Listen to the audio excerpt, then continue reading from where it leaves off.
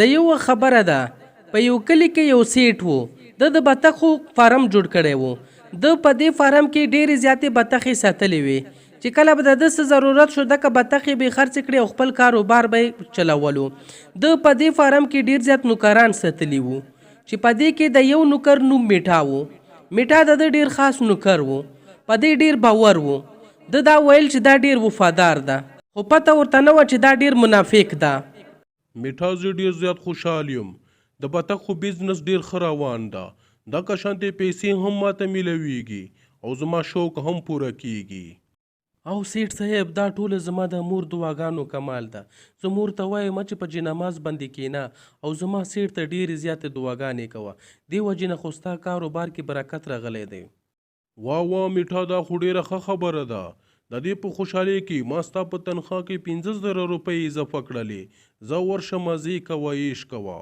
واه سیټ صاحب آی لو یو زه کور ته ورځم چې دا خوشخبري ورته ووایم میټا دلته نه روان شي او کور ته ورسیږي دغه خبرې خپلې مور او ښځې ته وکړي ای میټې بې غیرته ما ستا سیټ ته کله دعاګانې کړې دي دروغ ولې وایې ورته ای مرجانې دروغ به خامخا ورته وایې هسې تنخواګانې نه اوچتېږي میټې تا ته به خوشحالي وي د دې 15,000 روپو ما ته هېڅ قسم نشته ای ولې ښځې ته ولې نه یې خوشحاله میټې ستا سوچ د ملازمو ولدا همیشه دپاره به نوکر اوسېږي زه دې په خپل خاندان کې وشرمولم نه نو ستا کومه د مغل اعظم خاندان ده پلار دې مچي ده او ورور دې د پنچرو دوکان کوي او خبرې دلته د خاندانونو کوي او بیا د شرمېدګۍ نو خو ډېرې پیسې به د جایز کې پلار کور نه راوړې وی زما زوی به هم څه کاروبار شروع کړی وی واوره میټا واوره د خپلې مور خبرې چوپچاپ دا نه چې په خوله ورته ګزار ورکې زه دا خبرې نه شو اورېدی درنه لاړم پلار کور ته دا ووایي نصیبه دلته نه لاړه شي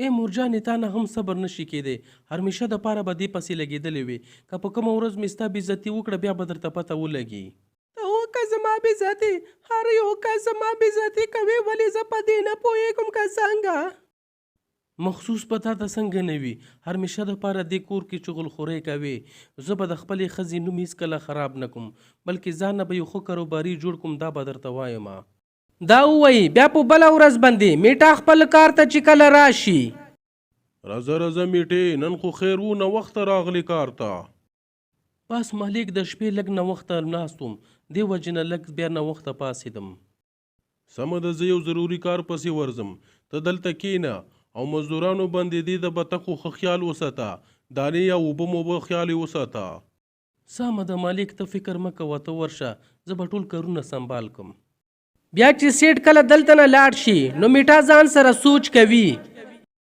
ځه مالک لاړ شه خدای دې وکړي چې ستا کار دونه اوږد شي چې بیا کله واپس رانه شي او د دې کاروبار زه یوازې مالک جوړ شم دی دا سوچ کوي چې په دې وخت کې یو کس د بطخ خستلو دپاره دې ته راشي ای مرګلیا خپلې پنجرې نه ښایسته ښایسته بطخې درته راوباسه نن ما کره یو ښایسته میلمه راځي د هغې دپاره زه په روټۍ کې ورته بطخې پخوم او ستا خرچې چې ګورم خلک په روټۍ کې چرګان حلالوي ته ورته بطخې حلالوي او که نه میلمانه هم ډېر خاص دي دې وجې نه ورته بطخې حلالوم د پیسو فکر مه کوه خو بس ښه مال درنه غواړم چې دا واوري نو میټا ځان سره سوچ کوي یاره نن خو ښه موقع ده مالک هم نشته ولې نه نن لږ شانتې پیسې جوړې کړم زر کوه رورجانه په ما نه وخته د کور ته ځم ای زما رورجانه ته دا تکلیف ولې کوې زه یم که نه ته د خپل کور پته ما ته راکړه زه به لږ ساعت کې دغه بطخې دلته نه اوچتې کوم او تا ته به کور ته در وړم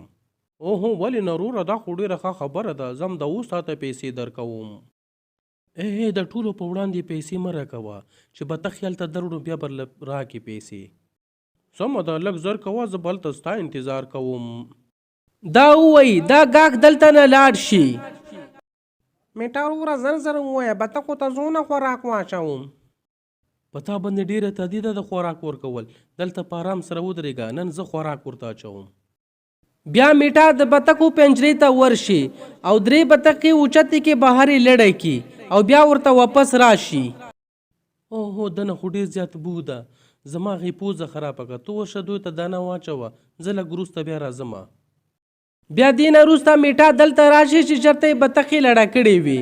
بیا دکه بطخې اوچتې کي او د بیټو کور ته ځان راورسوي. ای روره ما ستا بطخې راوړلې، اوس ماته زر 6,000 روپۍ راکه. میټا دنه پیسې واخلي واپس خپل فارم ته راشي. نن دا ډیر زیات خوشحاله وو چې په دې کې دا مالک هم دلته راورسیږي او دې ته ووایي میټې بطخو ته د دانې شانې صحیح اچولې دي. او مالک ټولو ته مې ډېرې ښایسته دانې اچولې دي. زما زینب اوس پسې هم که دلته به بس ناستې. مالک دا وګوره دا بطخې توره هګۍ واچوله. چې میټا دا وویني نو ډېر زیات حیران شي. دا څنګه داسې خو هېڅکله نه دي شوي چې کومې بطخې تور هګۍ اچولې وي. ورشه راوړه هغه بطخه ماته چې زه یې ووینم. دا ملازم بیا دې ته دکه بطخه راوړي. هغه دکه بطخه ده چې کوم تاله تور هګۍ اچولې ده. وګوره مالک وګوره یو بله تور هګۍ واچوله. او زه یې هم ګورم چې ړوند شوی نه یم. نوکره دا په یو بیله پنجره کې بند کا او د دې د خوراک ښه تنظیم وکړه. دا کم عامه بطخه نه ده، دا ډیره نایابه بطخه ده. د دا هګۍ ډیرې قیمتي خرڅیږي. دا خو ما غوښتلو یو ځل دې دا بطخه زما لاسته راشي، دا به مارکیټ کې ډېرې ښې پیسې وکړي. دې نه وروسته دکه ملازم دکه بطخ په یو بیله پنجره کې بند کړي. میټا چې دا وویني کور ته راشي ټوله شپه ځان سره دا سوچ کوي چې څنګه به دکه بطخه زه حاصلوم. خو چې کله سحر شي میټا دلته راشي فارم ته چې وویني نو مالک نه وي نو ځان سره ووایي میټې ډېره ښه موقع ده د سیټ راتلنو نه وړاندې چې دکه بطخه خرڅه کړم. دا بیا پنجرې ته راشي د دې بطخې په ځای بله بطخه پنجره کې بند کی او دا بیا بهر لړی کی او بیا راشي دکه بطخه اوچته کی او دلته نه روان شي د بیټو کور طرف ته بیټو ته ورسیږي. دا وګورو رجانه ستا دپاره مې یو ډېر نایاب کیسو بطخ راوړې ده. ته چې د دې کمال ووینې نو ډېر به خوشحال شي. د دې څه کمال ده؟ دا بطخ کوم عام بطخ نه ده، دا تورې هګۍ اچوي. څه تور هګۍ؟ دا خو بیا ډېره کمالي خبره ده. په دې وخت کې دکه بطخ هګۍ هم واچوي. ای رجانه تا خو رښتیا وویلو، دا بطخه خو رښتیا تورې هګۍ اچوي. ټیک شو بیا 15,000 روپۍ راکه او دکه بطخه واله. میټا دې نه 15,000 روپۍ واخلي او دلته نه لاړ شي. زه ورشي د هغې بطخې هغه تور هګۍ راوړې. هغه ډېره نایاب هګۍ ده. د یو هګۍ 15,000 روپۍ قیمت ولګېدو. ملازم چې کله راشي چې وویني نو دلته کې کومه تور هګۍ نه وي بلکې دې بطخې سپینه هګۍ اچولې وي. دی واپس راشي مالک ته دکه خبره وکړي. په دې وخت کې میټا هم دلته راورسیږي. پاگل شوی خو نه یې. پرون هغې بطخې تورې هګۍ اچولې او نن یې سپینې هګۍ اچولې دي. تا خو پنجرې کې یکه یو بطخه بند کړې وه که نه؟ او مالک ما په پنجره کې مکه بطخه بنده کړې وه چې کومې پرون تور هګۍ اچولې وه. دا ته دروغ وایي. مونږ تاله د هغې هګۍ 15,000 روپۍ درکولې خو ستا بطخې خو تورې هګۍ اچوي نه. تاسې دروغ مه وایئ مونږ ته زمونږ د ټایم خراب کړو. څه د یو هګۍ قیمت 15,000 روپۍ؟ ما خو هغې له پوره بطخه 50,000 کې ورکړه. دا ما نه څه غلطي وشوه. اوس په دکه بطخه بیا واپس راوړل وي. میټا واپس دې ته راشي. روجانه ما نه غلطي وشوه. ما ته د 2 هګو والا بطخ درکولو چې کومې 2 هګۍ اچوي. خو ما په غلطۍ کې تاله د 1 هګۍ والا بطخه درکړله. ته ما ته دکه بطخه راکه. زه به سبا تاله هغه بطخه راوړم چې کومه 2 تورې هګۍ اچوي. څه 2 تورو هګۍ والا بطخه؟ سمه ده روجانه دکه بطخه یوسه خو سبا ما له هغه خامخا راوړه. میټا دکه بطخه دلته نه یوسي چې کور ته راورسیږي. دکه بطخه په یو پنجره کې بند کی. بیټو ټوله ورځ د ده انتظار کوي خو میټا دکه بطخه بیا چرته راوړي. خو اخر تنګ شي ځان سره ووایي داسې معلومیږي چې دې ما سره دوکه وکړله. زه سبا د دې فارم ته ورځم دکه بطخه ترې واپس راوړم. بیا چې کله بله ورځ شي نو بیټو د خپل کور نه روان شي او دې فارم ته راورسیږي نو سیټ ته دکه خبره وکړي. څه هغه بطخ میټا په تا باندې خرڅه کړې وه؟ د دې دا مطلب چې هغه پنجرې کې د هغې بطخې په ځای بله بطخه میټا هلته ایښودې وه؟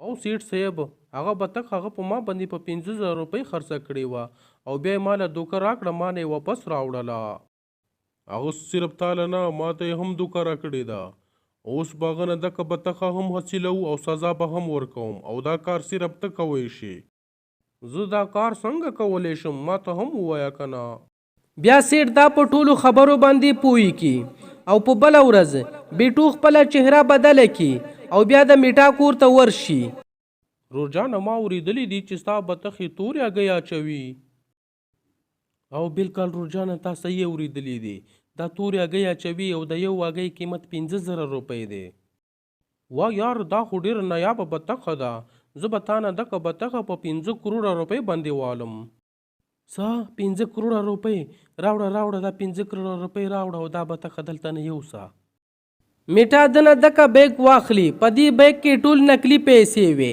او بیټو دکه بطخه اوچته کې دلته نه لاړ شي وګوره ښځې ما هغه بطخه په 15 کروړه روپۍ خرڅه کړه اوس ورشه ټول خاندان کې ووایه چې مونږ مالدارې شولو میټې زما د زړه ټوټې ته میټایي ډبې راوړه چې زه په ټول خاندان کې تقسیم کم او ښځې زه اوس دې پیسو باندې میټایي راوړم بیا میټا د میټایي دپاره روان شي او هلته بیټو فارم ته ورسیږي سیټ چې دا وویني نو ډیر زیات خوشحال شي بل طرف ته میټا چې میټایي دکان ته ورسیږي هلته چینلکري نوټ ورکي دا خو نقدي پیسې دي ته ما نه پاگل جوړوي روجانه دا ته څه وایې دا اصلي پیسې دي ستان ته اصلي نوټ خو به اوس پته ولګېږي ته ودرېږه زه تا په تاڼه کې بندوم دا کس بیا میټا په جیل کې بند کی زما بطخه تا غلا کړې وه که نه اوس سزا هم کټ که دغه لکني روټونه ما درستولي وو ای سیټ صاحب ما د جیل نه وباسه بیا به زه هېڅکله غلطي نه کوم او خپله خوله دې بند که او په دې جیل کې اوس پاتې کېږه میټا ته د سزا میلاو شي او زمونږ ویډیو که ستاسو خوښوي زمونږ ویډیو لایک کړئ او چینل سبسکرایب کړئ او موږ ته کومنټ کې ولیکئ چې زمونږ ویډیو څنګه وه مننه